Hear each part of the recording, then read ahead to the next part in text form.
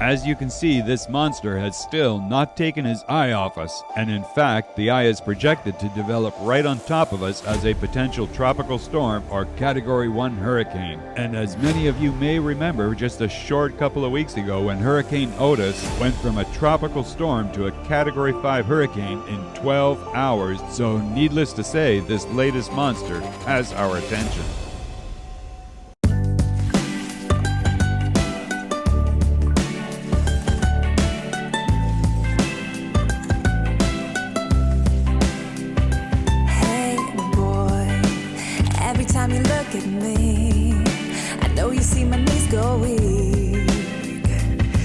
To keep it together. Hey girl, I never ever thought we'd be, I never ever thought I'd see.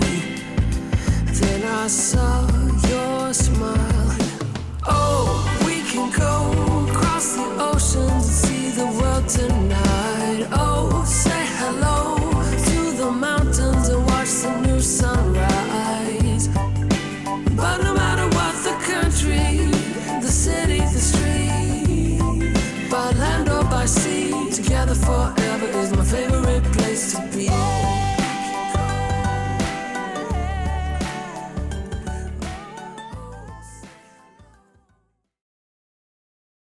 As always, the first two things on our priority list whenever there's a major storm approaching is to provision the boat as full of food as we possibly can and also top up our diesel tanks. So for that, we've got our good friend Guillermo, who has a service where he brings out all his jerry cans full of diesel fuel and tops up your diesel tank anytime you need. That's good.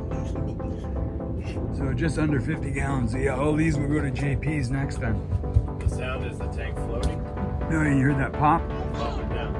Yeah, that when it goes pop, that's the top of the tank popping up. Really? Okay. So it's almost full.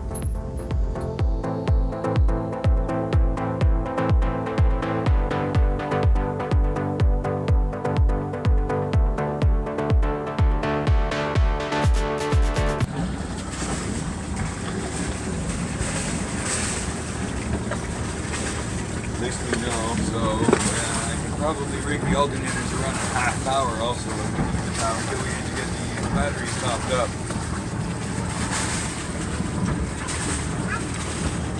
Okay, so we probably do have a dirty injector or something like that from the fuel issue. That's why I never did this before. It's still getting fuel through, but not enough air to compensate for the amount of power that it needs. And we're putting too much load on the engine with the dual alternators running at the same time as an overpitched prop, trying to run at full speed.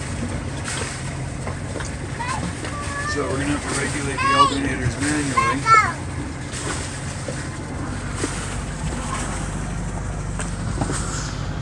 And keep the batteries full when we're running.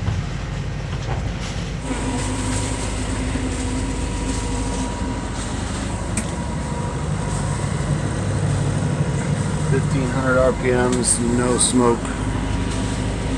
Alternators turned on. Air filter removed. No smoke. So that's alternators back on again.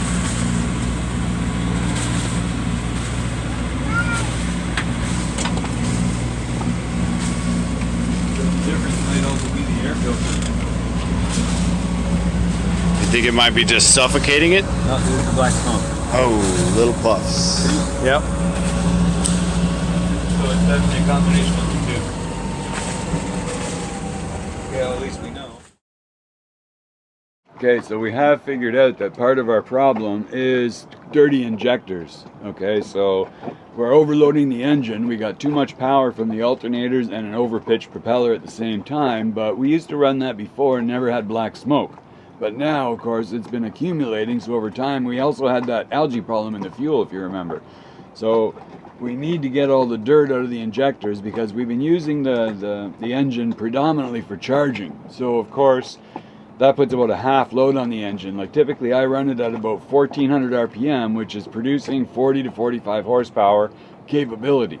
Our alternators, when they're running at full output, are consuming, well, they're producing 10 kilowatts, but they're using about 10 to 11, maybe 12 horsepower for each alternator at operating RPM, like at full output. So when we're trying to motor at 1400 RPM and the pitch of the propeller is kicking back on the engine and the alternators are kicking back on the engine all at the same time, it's too much, and that's why now with the clogged injectors, we're getting tons of black smoke. So I've already figured out how we can control the black smoke by dialing down the alternators or just completely shutting them off if we don't need them at the time, if we just need the power for motoring. We did that test last night, as you saw, and that got rid of the black smoke completely just by turning off the alternators and removing the air filter just to make sure we got as much airflow into it as possible for the moment, for the sake of doing the test. Now, I'm going to put the diesel injector cleaner into the tank.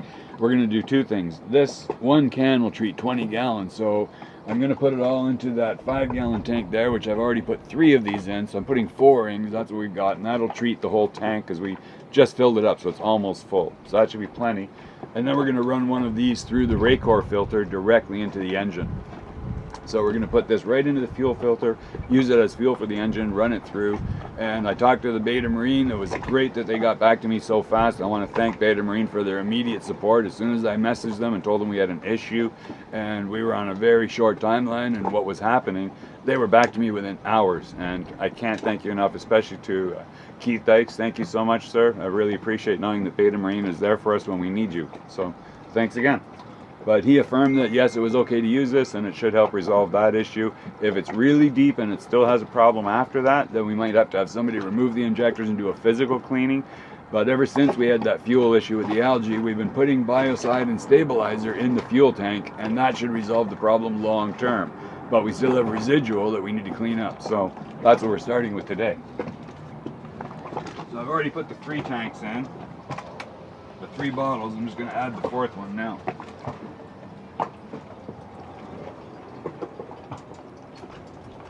So I'm basically just mixing it into a 5-gallon tank of diesel fuel, and then we're just going to pour the whole 5-gallon tank straight into our tank, and it'll mix with all the fuel down below.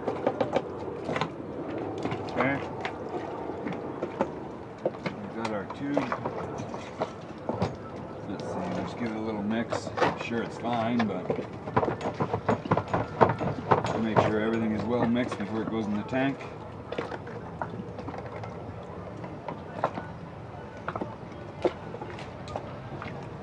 Our siphon tube. I've tried many different ways of putting fuel in our tank from these jerry cans, but this by far is the best and the cleanest, less mess.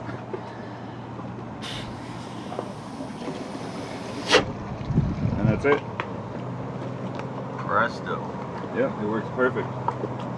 It's just the right size of tube that it goes down in there long enough that it will actually create like a vacuum draw under gravity, and just large enough here I can wrap my hand around it, seal the hole, and blow air into pressurized fuel into the tube and start the siphon, and then it just keeps going from there. And you can see it goes very fast. It'll only take less than a minute, I think, to pour this whole tank in there.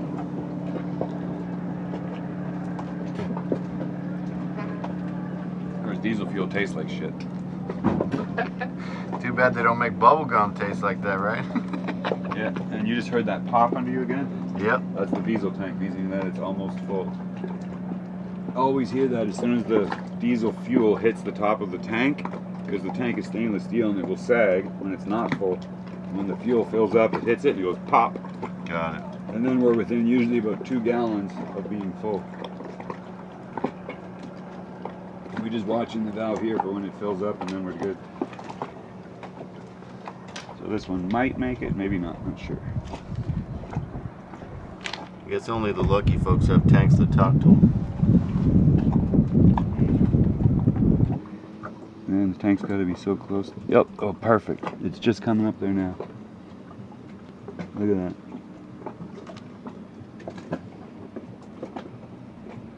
See it? Yeah, there we go. Perfect. Exactly 5 gallons. And cap the tank. So we are perfectly full and full of fuel injector cleaner on a full 100-gallon tank.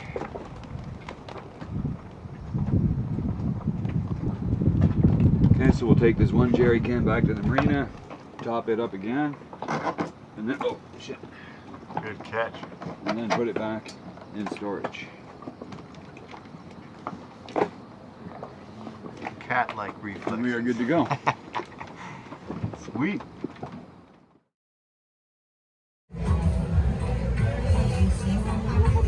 Yeah, we have quite a following in the water.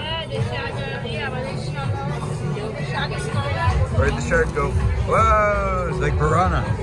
Maddie and I decided to try and squeeze in one last dinner at our favorite restaurant on the island, La Regatta. And not just because the food is great here, but also because it's right over top of the ocean, so it's almost like an open sea aquarium right underneath you. But of course, the food is great too.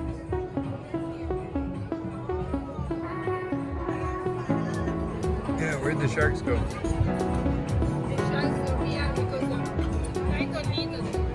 they wait and the fish become fat. That's what I told you.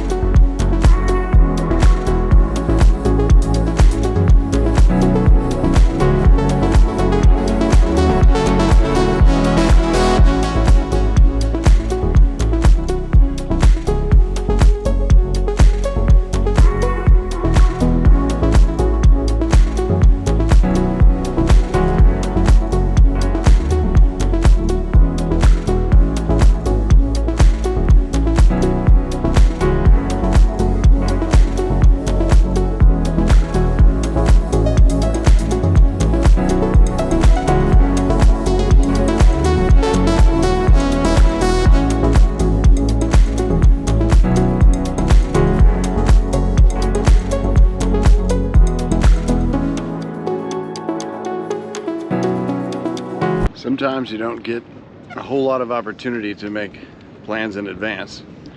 Other times you do. In this case, and since we missed it in one of our previous videos, the actual disassembling of the solar shade is an interesting thing. When the wind doesn't take it apart for us, we get to do it ourselves. So I figured I would set up a quick little time lapse and show you what the order of operations is that works best for me, and share that with you guys.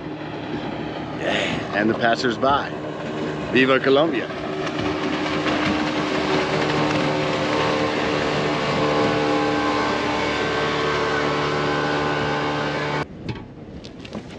All right, so this is how it's done, quick style, Christian style. Woo!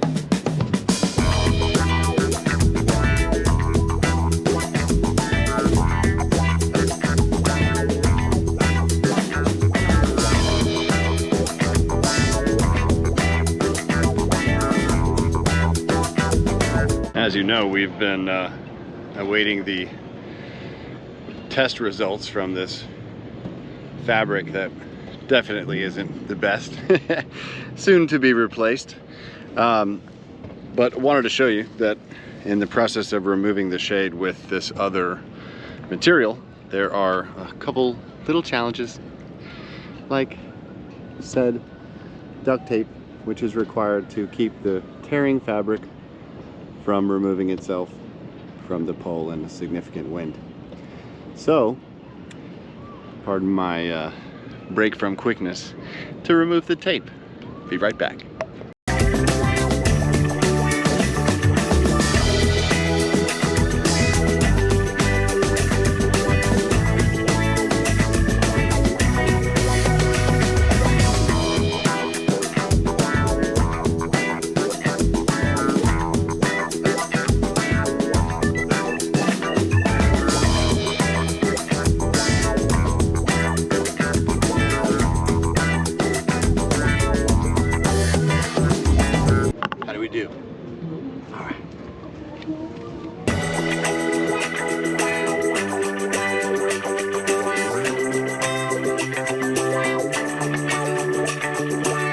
Sometimes extra is good.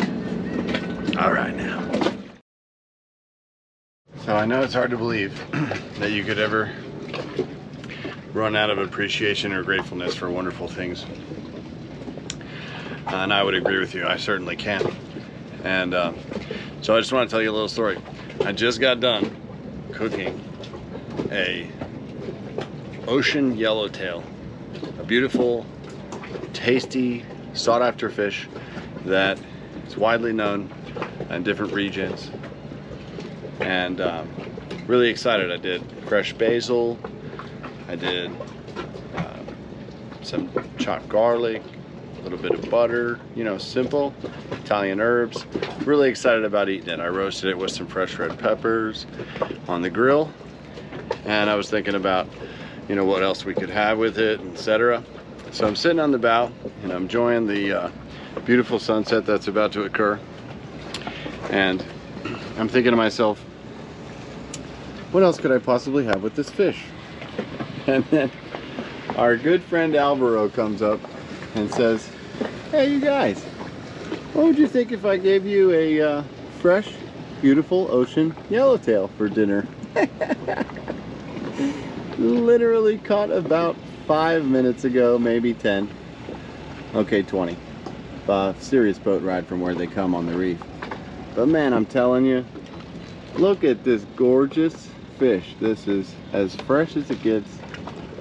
Big old beautiful long line fish caught off the bottom of the ocean, probably on a run with a bunch of his friends. Blessed us with his presence on the barbecue. So I think what we'll do is eat the one that I already cooked and potentially make that one as well, because we could have ourselves a passage occurring in the next 24 to 36 hours max with this weather scenario, and it might be a real good thing to have fresh fish barbecued, ready to eat, and save some of those cans that we put away in storage for another time. All right, so thanks again, Alvaro. You're the man. I cannot wait to go fishing with you. And anybody who ever comes to San Andres, Colombia, and meets a man named Alvaro,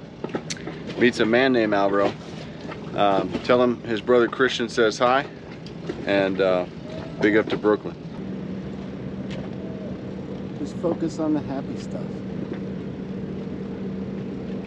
This might be the last time that we see this coastline in this beautiful condition. So let's take account for her gorgeousness.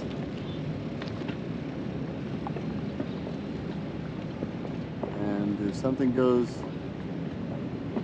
a way that we would like it not to, we will do a nice before and after for you. And in the meantime, focus on the good stuff. And thank you so much for keeping us in your thoughts and prayers, as we will do the same for you and for a lot of people around the world who need some extra love today. Thank you very much. Hey Richie, you ready for an adventure? Okay, we're gonna go to the dock and pick up Danny. Can you say shout out E-Propulsion? Yeah, shout out E-Propulsion. You wanna wave to the camera? Can you kiss? Yay! All right, here we go.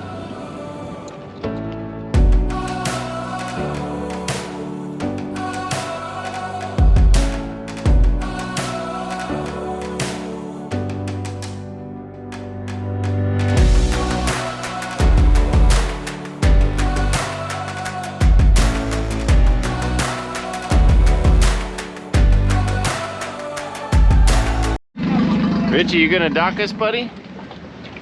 You got our bow line? Who's that? Is that our friend Danny? What's happening with the engine? Ooh, yeah. The engine's looking good, brother. So are you. Oh, the engine is good? Engine, yeah. Engine. Yeah, we put the Albóndigas. albóndigas. Frijoles Santianos. Frijoles Santiago. That was a good mount. All right. So sometimes you just never know what's going to happen, and this is one of those times. So we're watching diligently, and there are constant updates, and a new release just came out on a forecast from GFS, pardon me, that Yeah, they released a new forecast just came out from GFS that helps everybody understand what's going to happen real time. So Captain, if you don't mind, tell us what's happening. Well, they just released a new forecast. New forecasts are released typically every 6 hours. So this one just came out. It's a 2 o'clock forecast. And I'm just plotting it on Predict Wind. That's our software we use for navigating our trips. And it shows a big difference. This is Wednesday morning, or no, this is Wednesday night when we leave. And of course, if we do leave, it looks like now we're gonna leave into a vacuum. There's Wednesday morning, which is tomorrow morning, and there's no wind. So I looked at the tables, and all of a sudden it said, yeah, passage time is 1.92 days, motoring time is 1.28 days. That means we have no favorable wind to actually motor or to get there, so we can't really sail much except for maybe half a day. That's a significant change, and it's also a big factor in our decision, because if we have to count on the motor to get out of the way of this thing, and the motor is giving us trouble for whatever reason we don't know yet, well, that's something to think about. But the actual forecast, we get back to this. Okay, so here's Wednesday. This is Wednesday morning. It starts to fill in behind us, but there's a big dead zone here, as you can see. Now this is Thursday morning. This is the weather pattern starting to come in here, but we've lost the circular rotation almost entirely. It's stalled out over that peninsula. Now it's starting to build again a bit here, but this is now Friday midnight, well, Saturday morning, and now it's past, but you can see it's got a slight rotation here. That's the low, but the low is almost dissipated completely. All the wind is in the upper area here, but down south where we would be is almost nothing. So that would put us, you know, in Panama down around here. Let's see, yeah, we would be in Panama by Friday. So we'd be arriving in Panama sometime around here. And of course, yeah, you see we got all this light wind to go through. It's all downwind.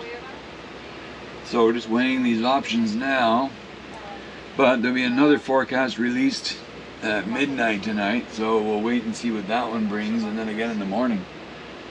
So that's all we can do is keep waiting. But this is very favorable for us. It puts me in a position where maybe we have to go, maybe we don't have to go. We'll see if it stays consistent or not. Because at least if there's nothing major forming right on top of us, yeah, again, we don't know. But well, this is life in real time. You know, we're trying to make this decision, but it's difficult when the models, all the forecast models, don't agree. They're all saying different things, but this is the first time that the GFS came down quite a few notches to where the other forecasts have stayed the entire time. Like the European model has always said nada. All the other predict wind models, everything else always said nada. Just a low, some wind, you know, a little bit of wind, but nothing major. But the GFS was always way up here in the sky. So now we'll just wait and see what the next one brings, and if it actually levels out some more or not. But fingers crossed. It'd be nice if we don't have to move out of here. I don't mind, you know, securing the anchor and securing the boat and battling it out here if we're not worried about 50, 60, 70 knots again. So, alright, well,